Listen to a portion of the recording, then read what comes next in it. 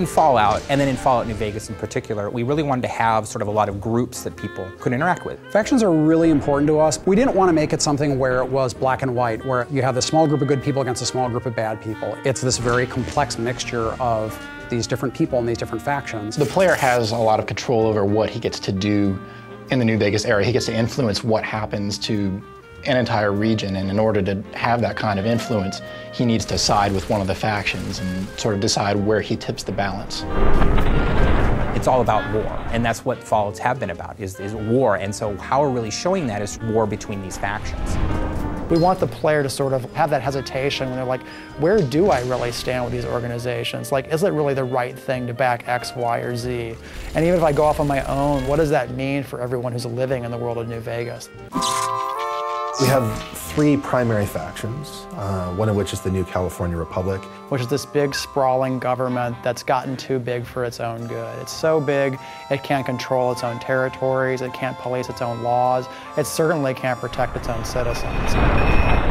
On the other hand, approaching from the east, looking to lock horns with the New California Republic, is this huge army of slavers called Caesar's Legion. Which is this terrifying war band of slaves that has come from out of the Grand Canyon area that is just conquering everything in its path. NCR and Caesar's Legion are sort of stalemated at the Colorado River and at Hoover Dam. Hoover Dam is one of our signature locations in the game, and to be honest, it's what everyone is fighting over. It's still able to provide power for part of the region, which is its big draw. Of course, Mr. House is playing into it as well, because Mr. House doesn't want NCR to win, ultimately, because he doesn't want them to take control of the Strip. But that's not going to happen, because you're going to work for me. The general idea is that we have the three major factions, Mr. House, NCR, and Caesar's Legion, but then there are all these sub-factions like the Great Khans, the Powder Gangs, the Kings, the Boomers, the Followers of the Apocalypse, and the player can go to those groups and try to shift alliances. We want the player to experience those factions. We want them to know what politics are at stake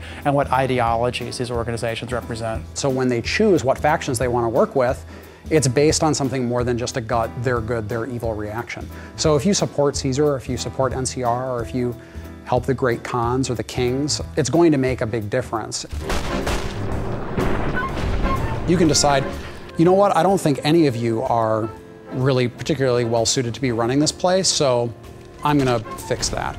That's where you essentially are either the active champion of Vegas, or you basically just said, it's anarchy now.